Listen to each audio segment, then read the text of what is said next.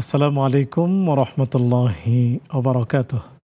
ইন্নাল হামদুলিল্লাহ নাহমাদুহু ওয়া নুসাল্লি আলা রাসূলিহিল কারীম। সুপ্রিয় দর্শক, দেশের বাইরে যে যেখান থেকে এই মুহূর্তে আমাদের সাথে যুক্ত হয়েছেন সবাইকে স্বাগত জানাচ্ছি। আমি উবাইদুল্লাহ আল কাফি। দেখছেন আপনাদের প্রিয় চ্যানেল নেক্সাস টেলিভিশনের নিয়মিত আয়োজন ইসলামী জীবন বিধান। নিবেদক ইসলামী ব্যাংক বাংলাদেশ পিএলসি। সরাসরি সম্প্রচারিত আয়োজন শুরু করছি মহান রব্বুল আলামিনের পবিত্র নামে। বিসমিল্লাহির রহমানির রহিম। যিনি এক এবং অদ্বিতীয়, পরিচিত শানে সুবহানাল্লাহি ওয়া বিহামদিহি আদাদা খালকিহি ওয়া রিদা নাফসিহি ওয়া জিনাতা আরশিহি ওয়া মিদাদা কালিমাতি। বিশ্বজগতের মহামানব নবীজি সাল্লাল্লাহু আলাইহি ওয়াসাল্লামের শানে পড়ছি আল্লাহুম্মা সাল্লি ওয়া সাল্লিম আলা আবদিকা ওয়া হাবিবিকা মুহাম্মাদিন ওয়া আলিহি ওয়া সাহবিহি আজমাইন। সুপ্রিয় দর্শক, পবিত্র মক্কা নগরী, এই সময়ে আমাদের বাংলাদেশ সহ পৃথিবীর বিভিন্ন প্রান্ত থেকে হাজী সাহেবগণ সেখানে যেতে শুরু করেছেন পবিত্র হজ পালনের উদ্দেশ্যে। মক্কা নগরী বাইতুল্লাহ, এই বাইতুল্লাহকে কেন্দ্র করে মুসলিম জীবন চাকা আবর্তিত হয়। সেই বাইতুল্লাহ যে ইতিহাস পিছনে রেখে এসেছে এবং যেখানে সৃষ্টি হয়েছিল একটি কূপ, যে কূপের রয়েছে একটি ঐতিহাসিক ইতিহাস এবং যা আমাদের কাছে কিংবদন্তি হয়ে আছে, আমরা খুব সুন্দরভাবে সেটাকে স্মরণ করি এবং অবাক বিস্ময়ে সেই গল্পটি আমরা পাঠ করি। সেই কূপ হলো জমজম কূপ, সেই পানিকে বলা হয় মা উ জমজম। সুপ্রিয় দর্শক, আজ আমরা এই চমৎকার বিষয়টি নিয়েই কথা বলবো আপনাদের সাথে। জান্নাতের অমীয় সুধা জমজম, এই চমৎকার বিষয়টি নিয়ে কথা বলবেন আমাদের আজকের অতিথি, আমাদের শ্রদ্ধাভাজন ব্যক্তিত্ব শেখ মুহাদ্দিস মাহমুদুল হাসান হাফিজাহুল্লাহ। আসসালামু আলাইকুম ওয়া রাহমাতুল্লাহি ওয়া বারাকাতুহু। ওয়ালাইকুম আসসালাম ওয়া রাহমাতুল্লাহি ওয়া বারাকাতুহু। শেখ কেমন আছেন? আলহামদুলিল্লাহ, আপনি কেমন আছেন? আলহামদুলিল্লাহ, আল্লাহ শুকর ভালো আছি। সুপ্রিয় দর্শক, আর আপনাদেরকে জানিয়ে দিচ্ছি আপনার আজকের এই আয়োজনটি একই সাথে ফেসবুক এবং ইউটিউবে সম্প্রচারিত হচ্ছে। সেখানে ছোট্ট করে কমেন্টসের মাধ্যমে যুক্ত হবেন আপনিও, এবং স্ক্রিনে প্রদর্শিত হচ্ছে একটি নাম্বার, তা ব্যবহারের মাধ্যমে সরাসরি যুক্ত হবেন এবং জানতে চাইবেন আপনার অজানা বিষয়গুলো। শেখের মাধ্যমে আমরা সেগুলোর উত্তর দেওয়ার চেষ্টা করবো ইনশাআল্লাহ। চলুন কথা না বাড়িয়ে আমরা আজকের এই বিষয়টি নিয়ে শেখের কাছ থেকে আলোচনা শুনি। শেখ, জান্নাতের অমীয় সুধা জমজম যদি বলতেন। আলহামদুলিল্লাহি রাব্বিল আলামিন ওয়াসসালাতু ওয়াসসালামু আলা রাসূলিহিল কারীম ওয়া আলা আলিহি ওয়া সাহবিহি আজমাইন, আম্মা বা'দ। খুব সুন্দর একটি প্রসঙ্গ। আলহামদুলিল্লাহ, পৃথিবীর প্রতিটি ইমানদার মানুষের কাছেই এই বস্তুগত দুনিয়ার একটা বিশেষ আকর্ষণ হচ্ছে জমজম পানি। আল্লাহু আকবার। আপনি দেখবেন হাজী সাহেবান যখন যার যার নিজ নিজ দেশে যখন হজ পালন করে আসে, তখন দেশে অবস্থান করা আত্মীয় স্বজন, আপনজন, কাছের প্রতিবেশী, যে কোনো মুসলিম ভাই বোনের কাছে একটা জিনিসের আকাঙ্ক্ষা থাকে, সেটা হচ্ছে হাজী সাহেবদের সঙ্গে দেখা করে তারা বলে, আমরা কিচ্ছু চাই না, আমাদেরকে একটু পানি দিবেন, একটু পানি চাই, হ্যাঁ জমজম পানি চাই। কারণ তসবির দানা সারা পৃথিবীতেই পাওয়া যায়, জায়নামাজ গোটা দুনিয়ায় পাওয়া যায়, তারপরে খেজুর তাও দুনিয়াতেই পাওয়া যায়, কিন্তু জমজম এমন একটা পানি যা ওই বেরে জমজম ছাড়া পৃথিবীতে আর কোথাও এটা পাওয়া যায় না। সুবহানাল্লাহ। সাত আকাশ সাত জমিন, এই বিশাল বিশাল মহাসাগর, কত নদী, হাজার হাজার নদী পৃথিবীতে আছে, পানির কোনো শেষ সীমা পরিসীমা নাই, শেষ নাই। কিন্তু এই জমজম পানির মতো এত বরকতের পানি, এত মোবারক পানি, নবীজি বলছেন ইন্নাহা মোবারাকা। রাসূল নিজে বলেছেন ইন্নাহা মোবারাকা, এটা বরকতময় পানি। নবীজি বলেছেন যে খায়রু মাইন আলা ওয়াজহিল আরদ মাই জমজম, এই পৃথিবীর মধ্যে, এই ভূপৃষ্ঠে সবচেয়ে প্রিয় পানি, মোবারক পানি আল্লাহর কাছে এবং উত্তম পানি, এটি হচ্ছে জমজম পানি। নবীজি বলেছেন যে ইন্নাহা তুআমুত তুআম, অর্থাৎ এটা হচ্ছে খাদ্য, ওয়া শিফা উস-সাকাম, এবং এটা হচ্ছে রোগের জন্য শেফা। সুবহানাল্লাহ।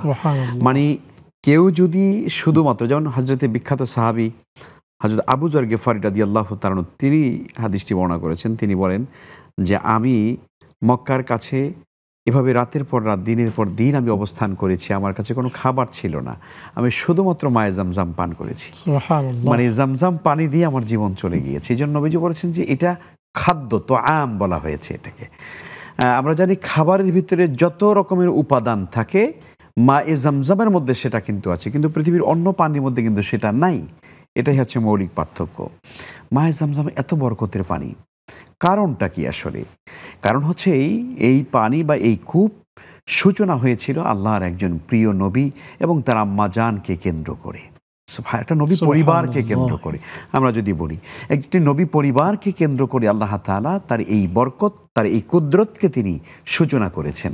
আমরা জানি বিখ্যাত সেই গল্প, লম্বা করার সুযোগ নেই, দরকারও নেই।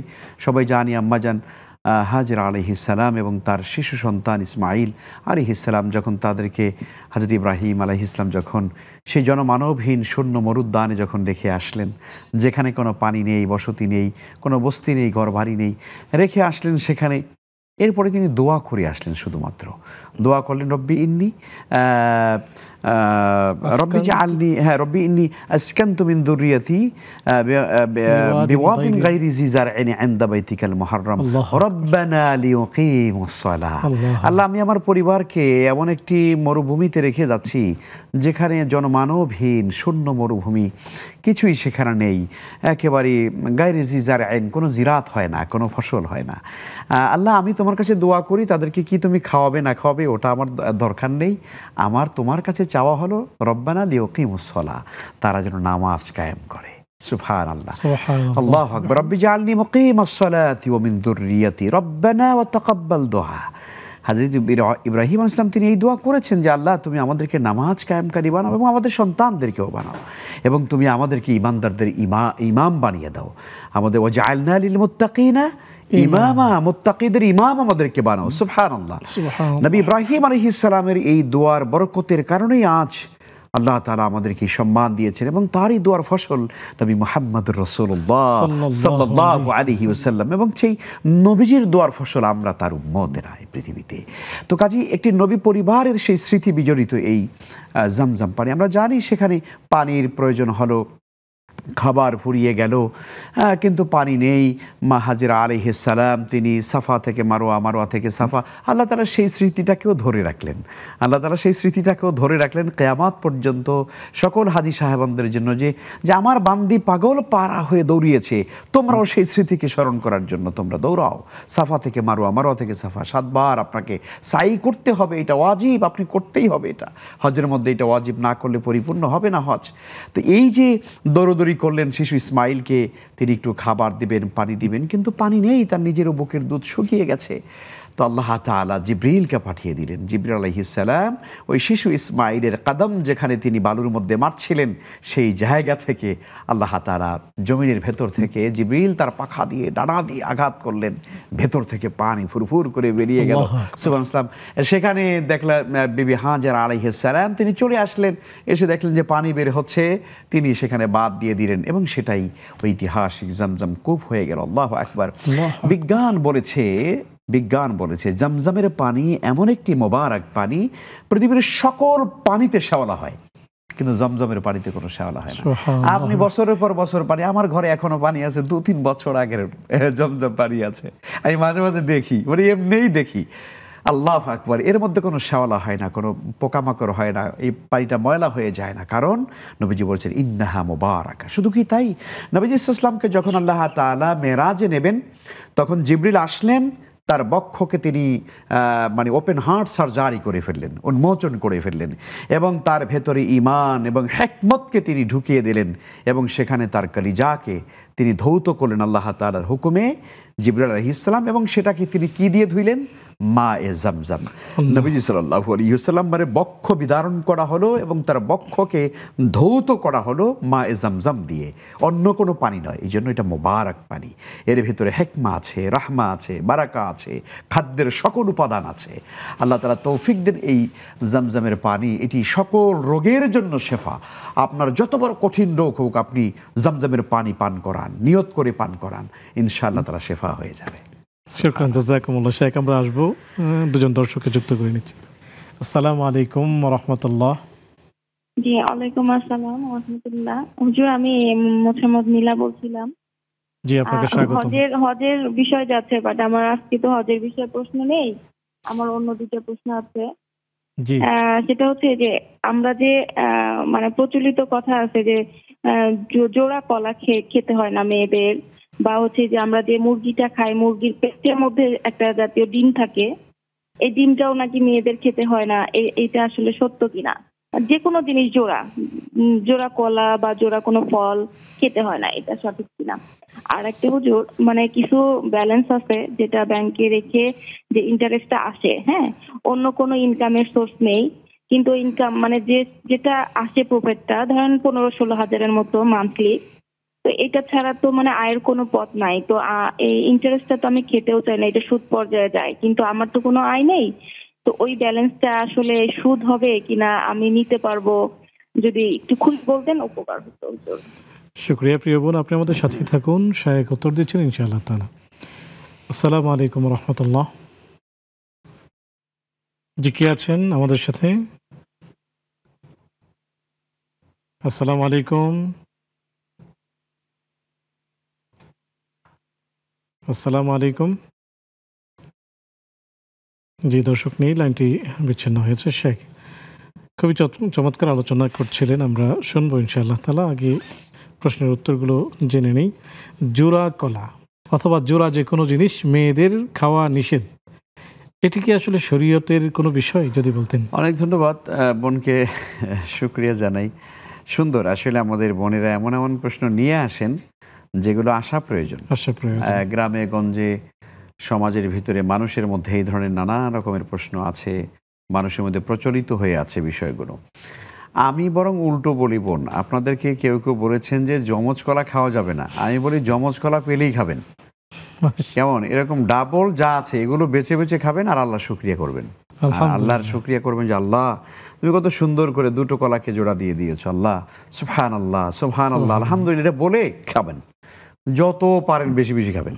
আর মুরগির পেটের ভিতরে ডিম হলে সেই ডিম মেয়েরা খেতে পারবে না, ওইটাও খাবেন, কারণ আর ওই ডিম দেখে আল্লাহ শুকরিয়া আদায় করবেন, আল্লাহর মানে বরত্ব প্রকাশ করবেন, সুবহানাল্লাহ, আল্লাহ এই ছোট ছোট ডিমগুলো বড় হয়, সেটা আবার বেরিয়ে আসে, আমরা এরপরে খাই, এই ডিম থেকে বাচ্চা হয়, তো আল্লাহ শুকরিয়া আদায় করবেন আর বেশি বেশি করে খাবেন আর আল্লাহর ইবাদত করবেন। এগুলো খেলে পরে মেয়েদের কোনো সমস্যা হয়, এই ধরনের কোনো বক্তব্য ইসলামে অনুমোদিত নয়। জি, এগুলো কুসংস্কার। কুসংস্কার। শুক্রিয়া শেখ, জাযাকুমুল্লাহ। শেখ জানতে চেয়েছেন, ব্যাংকে বেশ কিছু টাকা আছে ব্যালেন্স, তো অন্য কোনো আয়ের উৎস নেই, তো সেখান থেকে যেই ইন্টারেস্ট আসে সেগুলো খাওয়া তো আসলে জায়েজ নেই, কিন্তু উনি আসলে জানতে চাচ্ছেন ওনার জন্য কি, উনি তো একেবারে নিরুপায়, ওনার জন্য কি এটা সুদ হবে? অনেক ধন্যবাদ, আমরা বোনকে জানাই। হ্যাঁ, এরকম অনেক ভাই বোনদের জীবনে এরকম হয়, অনেক চাকরিজীবীরা যখন অবসরে যান তখন তারা আর কোনো কাজকর্ম করতে চান না, ব্যাংকে টাকা রেখে রেখে তারপর খেতে থাকেন। আসলে যারা একদম বয়োবৃদ্ধ হয়ে যান, কোনো উপায় থাকে না, সেটা ভিন্ন। তবে আমরা মনে করি একজন মানুষ জীবনে যতক্ষণ পর্যন্ত তার দেহে শক্তি আছে কাজ করা উচিত, এটা নবীদের আখলাক, এই কাজ দুনিয়াবি কাজ না। আমরা মনে করি যে কাজ কাম করবো, এটা কেমন কথা? কাজ কাম বাদ দিয়ে বসে সুবহানাল্লাহ, চক্ষু বন্ধ করে মসজিদে বসে থাকে, এগুলো কোনো দরবেশি না। বিশ্বাস করেন, আপনারা কেউ মাইন্ড করবেন না প্রিয় ভাইরা, এইটা দরবেশি না। আসল দরবেশি হলো আপনি সালাত আদায় করেন, ফাইদা কুদিয়াতিস সালাহ ফান্তাশিরু ফিল আরদ, যাও।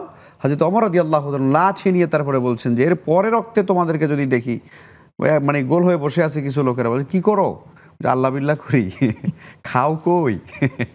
হযরতে ওমরের মতো মানুষ এই পৃথিবীর দরকার? বলছে খাও কই? লোকেরা দেয়। বলছে পরের রক্তে যদি আর মসজিদে দেখি, একেবারে কোড়া মেরে মসজিদ থেকে বের করে দেব। মসজিদে নামাজ শেষ, মসজিদের থেকে বের হবা এবং কাজ করবা।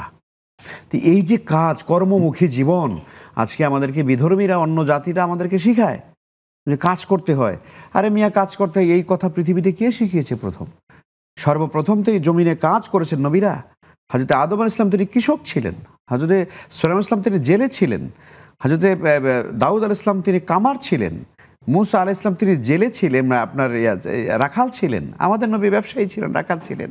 এই জন্য ওই সুন্দর একটা কবিতা আমি প্রায় বলি যে ওগো মুসলমানের ছেলে, কাজ করিলে মান যাবে তা কোন হাদিসে পেলে? বাবা আদম ছিলেন চাষি, শাহ সুলাইমান জেলে, ওগো মুসলমানের ছেলে, কাজ করিলে মান যাবে তা কোন হাদিসে পেলে? তো এই জন্য আমরা মনে করি যে কাজ করলে মান চলে যায়, এই জন্য কাজ করতে হবে। বসে বসে ওই অনেকে আছে এরকম ডাক বাংলায় টাকা রেখে রেখে বসে বসে খায়, বহু এরকম প্রমাণ আছে। আপনার পোস্ট অফিসে টাকা রেখে দেখা গেল কাঁচা সুদ, কাঁচা পায়খানা বসে বসে খাচ্ছে আর সুবহানাল্লাহ করতেছে। আপনার এই সুবহানাল্লাহ কি আল্লাহর কাছে কবুল হবে নাকি? আপনি কি একবার চিন্তা করে দেখেছেন যে আমি যে টাকাটা খাচ্ছি এটাকে সুদ, এটাকে হালাল না হারাম? তো প্রিয় ভাই, হ্যাঁ, পন্থা আছে, শরীয়ত কি এখানে নাই? বাংলাদেশে অনেক ইসলামিক ব্যাংক আছে যারা আসলে আলহামদুলিল্লাহ তাআলা তারা ইসলামী শরিয়া মোতাবেক আপনার জমাকৃত টাকাটাকে তারা ব্যবসায় খাটান, ইউজ করেন, সেখান থেকে আপনাকে একটা সম্ভাব্য লাভ তারা আপনাকে প্রতি মাসে দেন। আপনি যদি সেই ইসলামী শরিয়া মোতাবেক পরিচালিত ব্যাংকগুলোর সঙ্গে আপনি যদি সেখানে লেনদেন করেন এবং সেখানে টাকা জমা রেখে যদি আপনার একটা পার্সেন্টেজ বা একটা মুনাফা, একটা লাভ যদি আল্লাহ তাআলা আপনাকে মিলিয়ে দেন, ইনশাল্লাহ আপনি খেতে পারবেন। তবে অবশ্যই কনভেনশনাল কোনো ব্যাংকে আপনি সেই টাকা খেতে পারবেন না, কারণ এটা 100% এটা সুদ। শুকরিয়া, জাযাকুমুল্লাহু খাইরান। আসসালামু আলাইকুম ওয়া রাহমাতুল্লাহ। জি, কে আছেন আমাদের সাথে? সংযোগটি মনে হয় বিচ্ছিন্ন হয়েছে। সুপ্রিয় দর্শক, দেখছেন আপনাদের প্রিয় আয়োজন ইসলামী জীবন বিধান, নিবেদক ইসলামী ব্যাংক বাংলাদেশ PLC। সময় হলো একটি বিজ্ঞাপন বিরতিতে যাবার, ফিরছি একটু পর, আমাদের সাথেই থাকুন।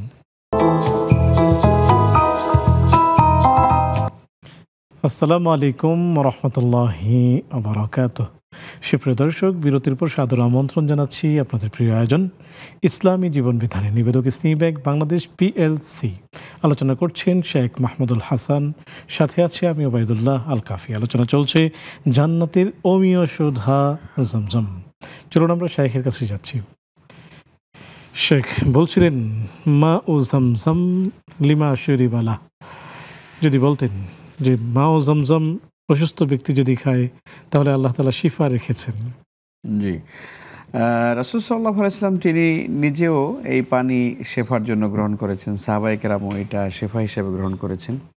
আর একটা জিনিস হলো, রাসূল সাল্লাল্লাহু আলাইহি ওয়াসাল্লাম তিনি মায়ে জামজাম বহন করেছেন। হামালা রাসূল সাল্লাল্লাহু আলাইহি ওয়াসাল্লাম মা জামজাম, তিনি এটা বহন করেছেন। ইমাম হাসান এবং হুসাইন রাসূলের সঙ্গে একত্রে তারা পানি বহন করে নিয়ে এসেছেন, সাহাবায়ে কেরাম বহন করতেন।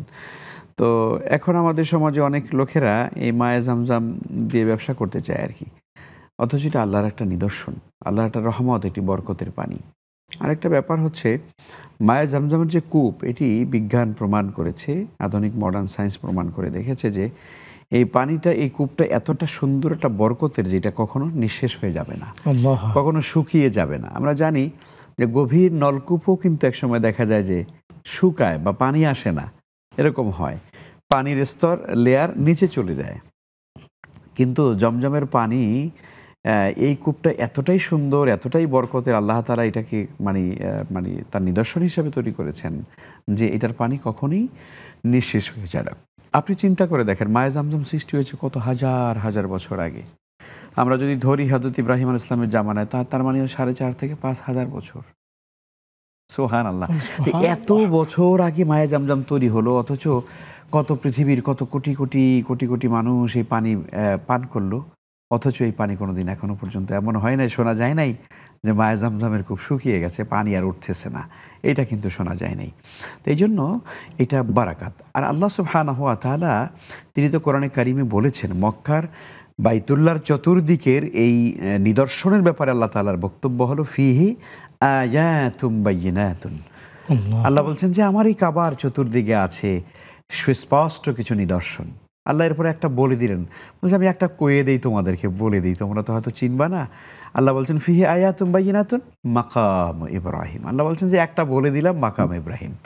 আরও অনেক আছে, তার মধ্যে একটা হলো হাজরে আসওয়াদ, তার মধ্যে একটা হলো এই মায়ে জামজাম, তার মধ্যে সাফা মারওয়া, সবগুলি আল্লাহ তাআলার নিদর্শন। তো এই প্রতিটা নিদর্শনের মধ্যেই কিন্তু আমাদের জন্যই আছে, তার মধ্যে অন্যতম হলো মায়ে জামজাম। তো মায়ে জামজামের এই পানিটা হাজী সাহেবদের সঙ্গে একবার ওতপ্রোতভাবে জড়িত আছে। হাজী সাহেবান যখন বাইতুল্লাহ 7 বার তাওয়াফ করেন, তাওয়াফ শেষে তখন তারা মাকামে ইব্রাহিমের কাছে গিয়ে 2 রাকাত নফল সালাত আদায় করেন। নফল সালাত আদায় করার পরে তারপরে একটু মায়ে জামজাম তারা পান করেন। এটা কিন্তু একটা চমৎকার। এবং আরেকটা ব্যাপার হলো, মজার কথা, মানে 7 বার যখন বাইতুল্লাহ তাওয়াফ করা হয়, একটু কিন্তু মানে কষ্ট হয়, খুব ভিড় থাকে, এরপর যখন 2 রাকাত নামাজ পড়ার পরে যখন সেই ঠান্ডা শীতল মায়ে জামজাম পান করা হয়, সব ক্লান্তি দূর হয়ে যায়। হাজী সাহেবরা তখন কি করেন, পানি নিয়ে মাথায় মাখেন, গায়ে মাখেন। সে এক অভূতপূর্ব দৃশ্য। আল্লাহ যেন সবাইকে আমাদের তৌফিক দেন, আমরা যেন মায়ে জামজাম সেখানে গিয়ে যেন পান করতে পারি। আমিন ইয়া রাব্বাল আলামিন। শেখ, আমরা একজন দর্শককে যুক্ত করে নিচ্ছি। আসসালামু আলাইকুম ওয়া রাহমাতুল্লাহ। ওয়া আলাইকুম আসসালাম ওয়া রাহমাতুল্লাহ। জি হুজুর আসসালামু আলাইকুম ওয়া রাহমাতুল্লাহ। ওয়ালাইকুম আসসালাম। জি, আপনাকে স্বাগতম, প্রশ্নটি করুন। হুজুর, আমার প্রশ্ন, এই মসজিদের জামাত যখন শুরু হয়, ফরজ নামাজের জামাত, তো আপনার প্রথম কাতার থেকে দ্বিতীয় কাতারে আসার ব্যাপারে, প্রথম কাতারে দাঁড়াইছি এই মর্মে পিছনের কাতারে এই সম্মান সূচক। জি, সংযোগটি বিচ্ছিন্ন হয়েছে শেখ, আমরা বুঝতে পেরেছি। তো প্রথম কাতারে যদি দাঁড়িয়ে থাকে, সেই ক্ষেত্রে যদি প্রথম কাতার থেকে পিছনে আসতে হয়, হয়তো পিছনে নতুন কোনো মুসল্লি এসেছেন একজন, তো একজন তো আর নামাজ পড়তে পারবে না, সামনের কাতার থেকে হয়তো একজনকে টেনে নিবে, অথবা ইমাম সাহেব দুজনকে নিয়ে দাঁড়িয়েছিলেন, এখন দুজনকেই পেছনে আসতে হবে আরও কিছু মুসল্লি যুক্ত হয়ে যাওয়ার কারণে। তো এই ক্ষেত্রে আসলে বিধানটা কি, কিভাবে আসবে? এইটা আমরা গত পর্বেও এরকম একটা প্রশ্ন আসছিল, খুব সুন্দর। সালাতের মধ্যে যখন একজন ইমাম আর একজন মুসল্লি যখন দাঁড়াবেন, তখন মুসল্লি সাহেব ইমাম সাহেবের ডান দিকে দাঁড়াবেন, এবং সেটা পাশাপাশি দাঁড়াতে হয়। কিন্তু যখন বাম পাশে আর একজন মুসল্লি চলে আসেন, তখন 3 জনের দ্বারা পরিপূর্ণ জামাতের সওয়াব পাওয়া গেল এবং জামাতটা পূর্ণ হয়ে গেল। তখন কি করবেন? 2টো পদ্ধতি আছে সেখানে। মুসল্লি যদি না বুঝেন, তাহলে ইমাম যদি ভালো বুঝেন, তাহলে ওনার দায়িত্ব হচ্ছে উনি 1 কদম সামনে গিয়ে দাঁড়াবেন, যাতে করে পেছনের 2জন মুসল্লি তারা পরস্পরে মিলিত হয়ে গেলেন। আলহামদুলিল্লাহ, জামাতের পূর্ণ সুরাত যেটা, সেটা ওখানে ফুটে উঠলো। আর একটা হচ্ছে পদ্ধতি, সেটা হলো যে একজন মুসল্লি ইমামের পাশে দাঁড়ানো আছেন, এটা সবচেয়ে বেশি উত্তম, যে পরবর্তীতে আসলেন যে মুসল্লি, তিনি ডান পাশের মুসল্লিকে আস্তে এর উপরে করে ধরে উনি পেছনে দাঁড় করালেন এবং উনি ওনার পাশে দাঁড়িয়ে গেলেন, ইমাম সাহেবের জায়গায় আছেন। এই পদ্ধতিটাও হতে পারে, এটাও বিশুদ্ধ। তো কাজে এইটা করা উচিত। এটা না করলে নামাজ একান্ত হবে না, ব্যাপারটা এরকম না। অনেক জায়গায় আছে, অনেকে না বোঝার কারণে ডানে একজন দাঁড়ানো আছে, বামে হয়তো একজন এসে দাঁড়িয়েছেন, এভাবে নামাজ শেষ হয়ে যায়। তো এইটা নামাজও হবে, অসুবিধা নেই। তবে নামাজের যে পরিপূর্ণ জামাতের যে একটা দৃশ্য সৌন্দর্য, সেই সৌন্দর্যটা ফুটে ওঠে কিন্তু ওইভাবে। আর যখন 2জন মুসল্লি হবেন, তখন এভাবে করে সেই কাজটি করা যেতে পারে। শুকরিয়া, জাযাকুমুল্লাহ। আসসালামু আলাইকুম রাহমাতুল্লাহ। আসসালামু আলাইকুম। ওয়ালাইকুম আসসালাম। জি বোন, আপনাকে স্বাগতম, প্রশ্নটি করুন। জি, আমার প্রশ্ন হলো, আমার কয়েকদিন আগে ডেলিভারি হয়েছে, মানে সিজার হয়েছে। তো আমার বাচ্চা সিজারের সময়, মানে বাচ্চা হওয়ার পরে মারা গেছে, কিন্তু এটা আমার অবস্থা খারাপ ছিল বলে আমাকে কেউ এটা জানায় নাই। তা আমি ওখানে মেডিকেলে থাকতেই মানত করছিলাম, আমি যখন বাসায় আসবো তখন আমার বাচ্চাটাকে আমি সাথে করে নিয়ে আসবো, কারণ আমার বাচ্চাটা আইসিইউতে ছিল, আমাকে সবাই এটা বলছে। তা আমি তখন এটা মানত করছি যে আমি বাসায় বাচ্চাটাকে যদি সুস্থভাবে নিয়ে আসতে পারি, তাহলে আমি ওর বদলে একটা জান দিব, এরকম একটা মানত করছিলাম। কিন্তু আসার সময় শুনছি যে আমার বাচ্চাটা নাই। এখন আমি কি করব এটার জন্য? জি জি, আমার আরেকটা প্রশ্ন, যে আমার বাচ্চাটা মানে মানে ও কিন্তু সুস্থ ছিল, কিন্তু পেটের ভিতর ভালোই ছিল, আমার এই সিজারের পরেই মারা গেছে, কিন্তু আমি জানি না কেন এরকম হয়েছে। আল্লাহ তাআলা সবর করার তৌফিক দান করুন। জি বোন, প্রশ্নটি যদি বলতেন। আল্লাহ তাআলা আপনাকে সবর করার তৌফিক দান করুন। আমরাও আপনার সাথে বিধিত, আল্লাহ তাআলা যেন এর উসিলায় আপনাকে মাফ করে দেন এবং তাকে যেন জান্নাতের অতিথি বানিয়ে রাখেন। জি শুকরিয়া। আমরা শেখের মাধ্যমে আপনার প্রশ্নের উত্তর দেওয়ার চেষ্টা করছি। শেখ, সিজারের আগে পেটে সন্তান ভালোই ছিল, সিজারের পর সন্তানটি মারা গিয়েছে, তাকে জানানো হয়নি। তবে তিনি মনে মনে নিয়ত করেছিলেন যে সুস্থ সন্তান নিয়ে যদি ফিরতে পারেন, তার জানের বদলে একটি জান দিবেন, মান্যত করেছেন। এখন সন্তান তো মারা গিয়েছে, এখন তাকে কি করতে হবে? অনেক ধন্যবাদ। আমাদের বোনের কষ্টটা আমরা খুব অনুভব করছিলাম। তিনি হয়তো আরও কোনো কথা বলতে চাচ্ছিলেন, কিন্তু তিনি কষ্টের কারণে, সত্যিকারই এটি মা, এর নামই হলো মা। মাতৃস্নেহ, মায়ের যে প্রীতি, মায়ের যে ভালোবাসা, আমার মনে হয় গোটা দুনিয়াটা আসলে যদি ভরে দেওয়া যায় যে একজন মায়ের ভালোবাসা তার সন্তানের জন্য, আমার মনে হয় পৃথিবীটার ভেতরে একজন মায়ের ভালোবাসা ধরা সম্ভব না। একজন মায়ের ভালোবাসা রাখার জন্য এরকম পৃথিবীর চাইতে অনেক বড় পৃথিবী দরকার। একজন মা তার সন্তানকে ওই রকমই ভালোবাসেন। আর সে মা যখন তার সন্তানকে আসলে জীবন্ত দেখতে পান না, এটা পৃথিবীর প্রতিটা মাই এই কামনা করেন যে আমার গর্ভস্থিত, আমার পেটের অভ্যন্তরের সন্তানটাকে আমি সুন্দরভাবে দেখব, সে জন্মগ্রহণ করবে।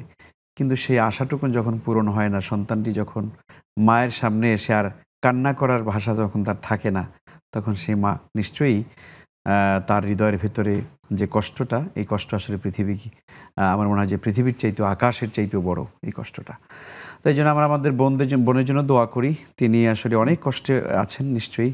এতদিন পর্যন্ত তিনি তার সন্তানটাকে পেটে ধারণ করেছেন এবং ডাক্তার বলেছে সে ভালো আছে, সুস্থ আছে, কিন্তু সেই সন্তানটি আজ ভালো নেই বা তিনি চলে গেছেন। বোনের জন্য দোয়া করি আল্লাহ তাআলা তার এই কষ্টকে নিয়ামতে পরিপূর্ণ করেন। আমিন। আল্লাহ তাআলা তার এই কষ্টকে নিয়ামত দিয়ে পরিবর্তন করে দেন। তবে বোন, আপনার জন্য অনেক অনেক সুসংবাদ আপনার জন্য আছে। আপনার জন্য অনেক বড় সুসংবাদ আছে। কারণ ইমানদারদের সন্তানগুলো, শুধু ইমানদারদের নয়, বরং পৃথিবীর সকল নবজাতক সন্তানগুলো যারাই জন্মগ্রহণ করে, তারা এই দিনের উপর জন্মগ্রহণ করে। কুল্লু মাউলুদিন ইউলাদু আলাল ফিতরাহ। পৃথিবীর প্রতিটা সন্তান, প্রতিটা নবজাতক সন্তান, শিশু, তারা আল্লাহর ফিতরাতের উপরে, আল্লাহর দিনের উপরে, আল্লাহর তাওহীদের বিশ্বাসের উপরে তারা জন্মগ্রহণ করে। তারা ওই এক কালেমা, এক লা শারীক আল্লাহ, এই বিশ্বাস নিয়েই তারা পৃথিবীতে আসে। ফলে এই সন্তানটি যখন মৃত্যুবরণ করে, তখন এই সন্তানটি জান্নাতে, আপনি যেমনটা বলেছেন শেখ, জান্নাতে তারা উড়তে থাকে, সুবহানাল্লাহ। জান্নাতে তারা খেলতে থাকে, সুবহানাল্লাহ। আল্লাহর নাজ নিয়ামত তারা ভোগ করতে থাকে, আল্লাহু আকবার। এবং এই সন্তানগুলো কাল কিয়ামতের ময়দানে তার পিতামাতার জন্য সুপারিশকারী হয়ে যাবে এবং এই সন্তানের উসিলায় ওই পিতামাতা জান্নাতবাসী হয়ে যাবে, সুবহানাল্লাহ। এই জন্য আপনার জন্য অনেক বড় নিয়ামত আছে। আপনি সবর করুন। আল্লাহ তাআলা হয়তো চাচ্ছেন আপনার এই সন্তানের বিনিময়ে আল্লাহ আপনাকে জান্নাত দেবেন, আপনার স্বামীকে জান্নাত দেবেন। কাজে আপনারা সেই আশাটা পোষণ করেন এবং এই দোয়া আল্লাহর কাছে করেন যে আল্লাহ গো, এই সন্তানটাকে আমি দেখতে পাইনি, কাল কিয়ামতের দিন তুমি সন্তানটাকে আমার সামনে হাজির করে দিও, আমরা যেন একই জান্নাতে থাকতে পারি। আল্লাহর কাছে এই দোয়া করবেন। আর হলো, আপনি যে মানত করেছেন যে সন্তানটাকে জীবন্ত পাইলে আপনি মানত পূরণ করবেন, যেহেতু সন্তানটাকে আপনি ওইভাবে পান নাই, কাজে আপনার স্বাভাবিক যে মানতের যে ধরন, সেই ধরনের উপরে আপনার উপরে আর এখন আর ওইভাবে মানত পূর্ণ করা জরুরি নয়। যদি আপনার কাছে সন্তানটা জীবন্ত আসতো, তাহলে সেটা আপনার উপরে আবশ্যক ছিল, ওয়াজিব ছিল। তবে হ্যাঁ, আমরা এরপরেও বলবো, আপনি আপনার সন্তানটাকে হারিয়েছেন, কিছু সাদাকা, কিছু গরিব মিসকিনকে আপনি এমনি সাদাকা করে দিবেন ইনশাআল্লাহ তাআলা। জাযাকুমুল্লাহু খাইরান। সুপ্রিয় দর্শক, আমরা একজন মায়ের কান্না এবং ব্যথা আমরা শুনলাম। আজকে মা দিবস, আমরা সকল মাতৃজাতিকে শুভেচ্ছা জানাচ্ছি। আল্লাহ তাআলা তাদেরকে নেক হায়াত দান করুন। নিঃসন্দেহে আমাদের মায়েরা অসাধারণ এবং অসম্ভব কষ্ট, ক্লেশ এবং ব্যথা বেদনা সহ্য করে আমাদেরকে পৃথিবীর বুকে উপহার দিয়ে থাকেন এবং মায়েদের কষ্ট যন্ত্রণা ভোগের পর আমরা পৃথিবীতে এসে থাকি। এই জন্য আজকের এই দিনে সকল মাতৃজাতিকে আমরা অনেক অনেক শুভেচ্ছা জানাচ্ছি। সুপ্রিয় দর্শক, দেখছেন আপনাদের প্রিয় আয়োজন ইসলামী জীবন বিধান নিবেদক ইসলামী ব্যাংক বাংলাদেশ পিএলসি। সময় হলো আরও একটি বিজ্ঞাপন, বিরতিতে যাবার, ফিরছি একটু পর, আমাদের সাথেই থাকুন।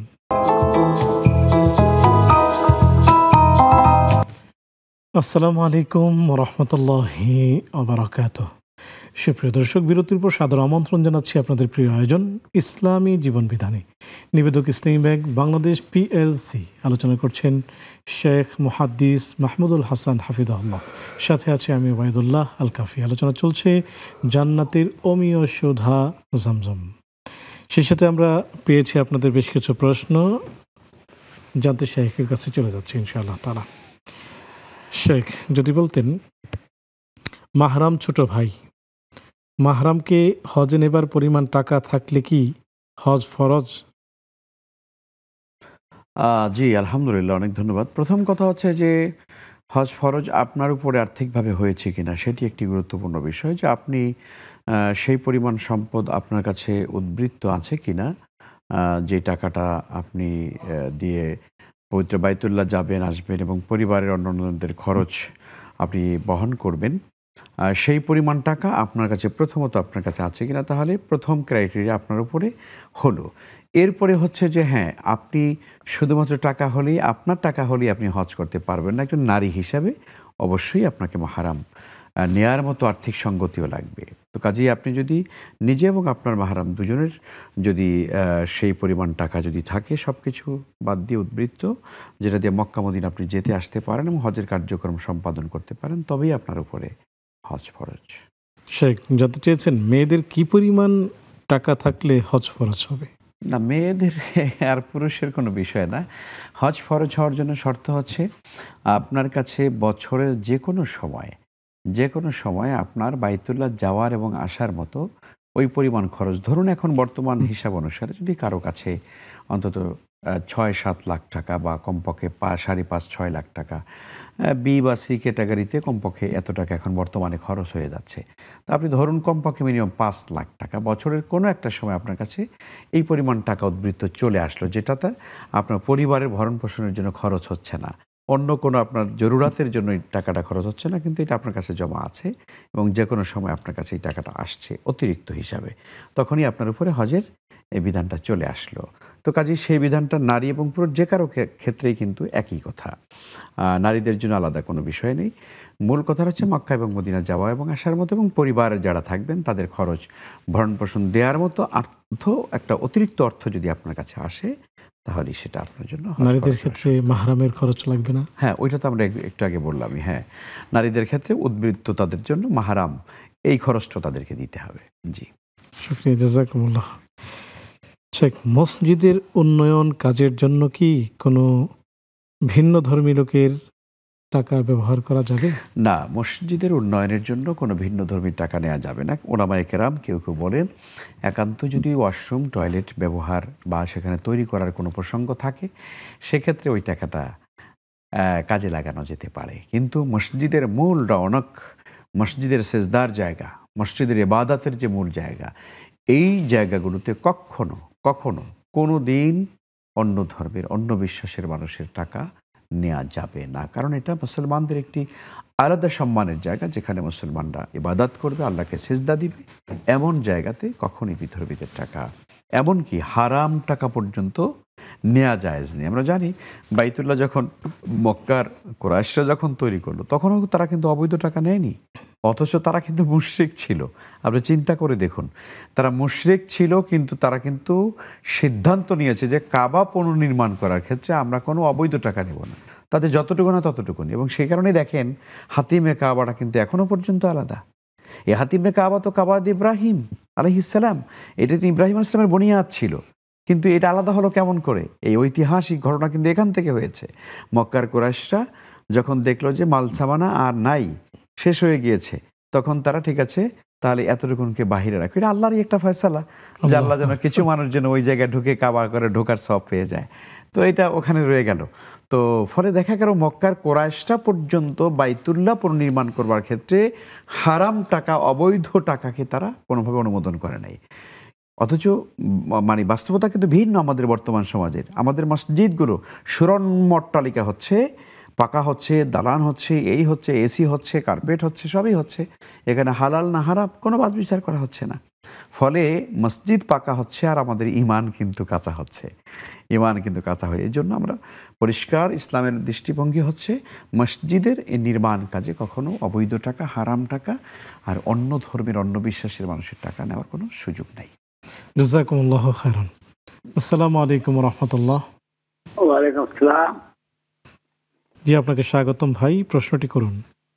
প্রশ্নটি আমার হচ্ছে হুজুর,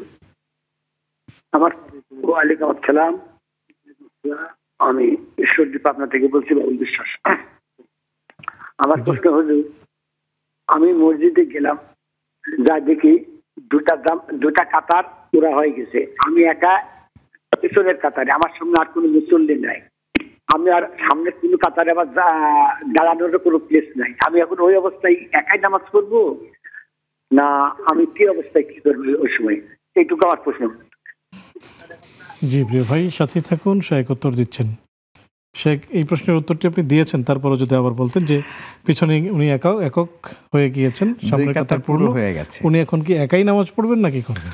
না, একা নামাজ পড়ার নিয়ম নেই আসলে, মূলত অবশ্যই একজনকে সাথে নিয়েই নামাজে দাঁড়াতে হয়। সেক্ষেত্রে আসলে কি বলবো, আমাদের সমাজে আমরা ইসলামী জ্ঞান, দ্বীনি জ্ঞান আমাদের এতটাই কম যে আপনি যদি সামনের থেকে একজন মুসল্লিকে ধরে যদি আপনি কাতার থেকে বের করে আপনার কাছে আনেন, তাহলে উনি মনে করবে আমাকে জিনে টেনে নিয়ে যাচ্ছে, উনি চিৎকারও দিতে পারে নামাজের মধ্যে, কারণ জানে না তো মাসালা যে আমাকে যে কোনো একজন ভাই প্রয়োজনে তিনি আমাকে তার পেছনে নিচ্ছেন। এইটা প্রত্যেক মুসল্লিকে জানা উচিত। জানি না আমরা মুসলমানরা, আমাদের কাছে দিন, আমাদের ডক্টর মরহুম খন্দকার আবদুল্লাহ জাহাঙ্গীর রাহেমাহুল্লাহ, আল্লাহ স্যারকে জান্নাতুল ফেরদাউস নসিব করুন, স্যার সুন্দর একটা কথা বলতেন যে আমাদের কাছে দিনের মূল্য আলু পটল পেঁয়াজের মতো না। মানে কথাটা আসলে কিন্তু খুব ন্যাচারাল কথা, যে আমরা বাজারে গিয়ে আলু পটল কিনতে গিয়ে যতটুকুন তালাশি করি, যতটুকুন যাচাই বাছাই করি, দিনকে আমরা ততটুকুন মূল্যায়ন করি না। এই জন্য দিন আমরা বিশেষ করে ইমানের পর নামাজটাই জানি না আমরা। এখন এই নামাজ পড়ার ক্ষেত্রে এগুলো মৌলিক কিছু নিয়মকানুন আছে, যে আপনি একা গেলেন, দেখলেন আর কোনো মুসল্লি নাই, তখন আপনাকে সামনের কাতার থেকে একজন মুসল্লিকে আপনার পাশে এনে দাঁড় করাতে হবে। এখন সামনের মুসল্লি যাকে আপনি আনবেন, সে যদি না জানে এইটা, সে তো নামাজের মধ্যে চিৎকারও দিতে পারে। তো এই জন্য জানতে হবে, জেনে এভাবে করে নামাজে দাঁড়াতে হবে, একা একা দাঁড়ানো উচিত না। তবে হ্যাঁ, আপনি যদি মনে করেন যে আরেকজনকে টান দিলে উনি খিচ মেরে থাকবে, উনি আসবে না, তাহলে একটু এদিক ওদিকে তাকিয়ে আপনি দেখেন কোনো মুসল্লি পেছন থেকে আসছে কিনা, তাকে অন্তত আপনার পাশে দাঁড় করিয়ে দেন। সম্ভাবনা না থাকলে অবশ্যই একজন মুসল্লিকে আপনি আস্তের উপরে আপনার পেছন দাঁড় করিয়ে নামাজ পড়বেন। জাযাকুমুল্লাহু খায়রান। সুপ্রিয় দর্শক, দেখছেন আপনাদের প্রিয় আয়োজন ইসলামী জীবন বিধান, নিবেদক ইসলামী ব্যাংক বাংলাদেশ PLC। অনুষ্ঠানের এই পর্যায়ে নিচ্ছি ছোট্ট আরও একটি বিজ্ঞাপন বিরতি। ফিরছি একটু পর, আমাদের সাথেই থাকুন।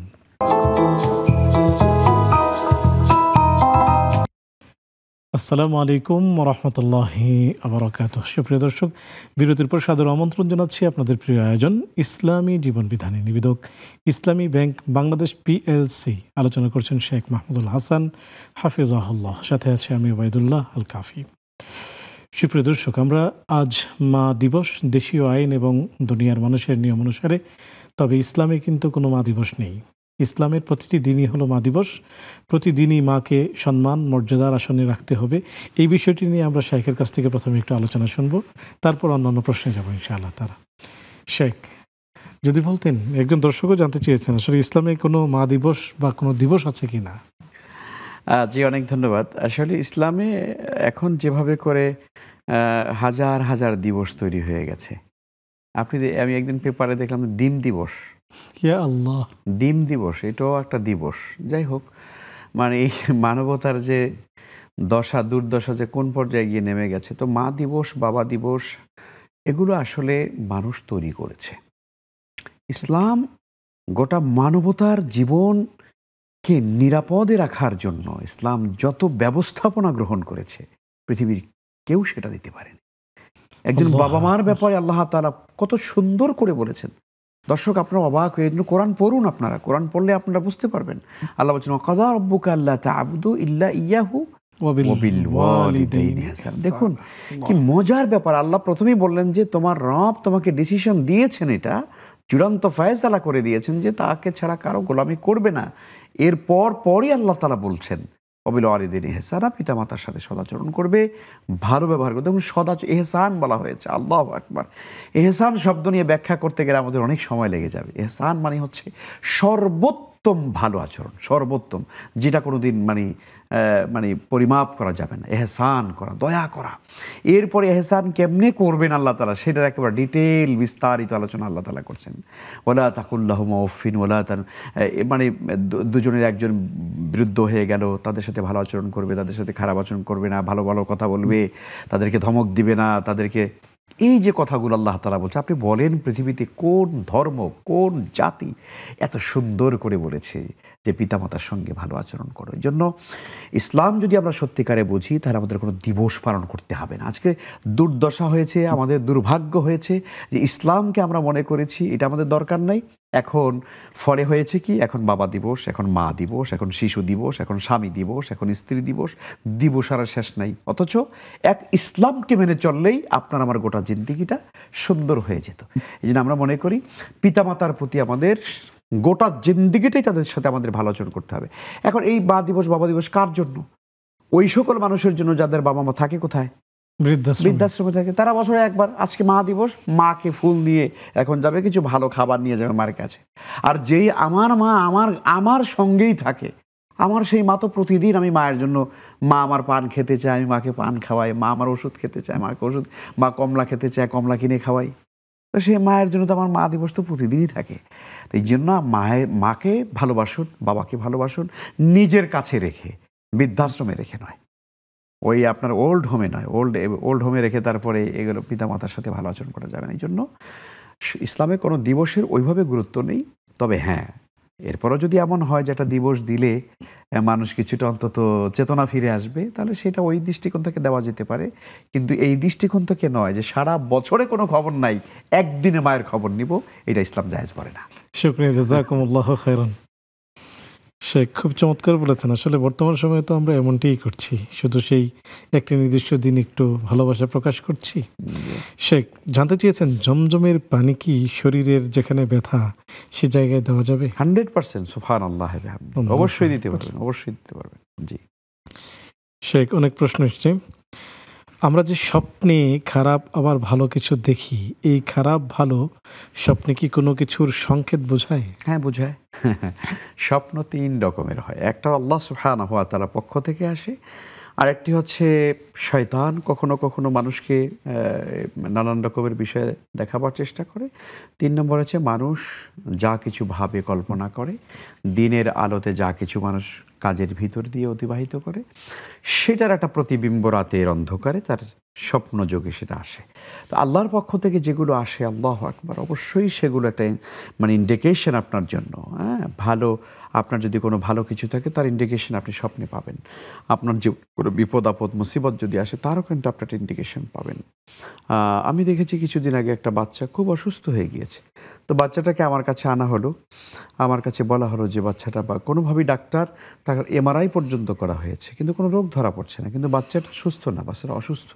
সে বলছে যে আমি মাথা তুলতে পারি না, আমার মাথা ব্যথা হচ্ছে। তো তখন আমার কাছে নিয়ে আসার পর আমি বললাম যে তোমার কি হয়েছে? তো বলছে যে আমার প্রচুর মাথা ব্যথা করে। তা আমি তার ভেতরে ঢোকার চেষ্টা করলাম যে কেন মাথা ব্যথা হচ্ছে। তাই আমি বলছিলাম যে তোমার কেন হচ্ছে, তোমাকে কেউ কিছু করেছে, কেউ কিছু বকেছে, বা তোমার কিছু খারাপ লাগছে কোনো কিছু? তখন সে এক পর্যায়ে বলতে বলতে অনেক কথা বলার পরে তখন সে বলল যে আমি বলছি তুমি কি কিছু স্বপ্ন দেখেছো? তখন সে বলে হ্যাঁ, আমি একটা স্বপ্ন দেখেছি। কি স্বপ্ন দেখেছো? বলছে আমি একদিন স্বপ্ন দেখেছি একটা সাপ আমার মাথার ভিতরে পেঁচিয়ে ধরেছে আমাকে।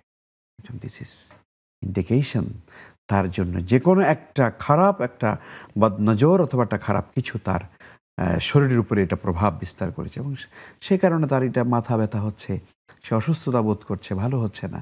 তো ডাক্তার MRI করে আপনি বলুন এটার কিভাবে তারা এটা ফাইন্ড আউট করবে? সম্ভব না।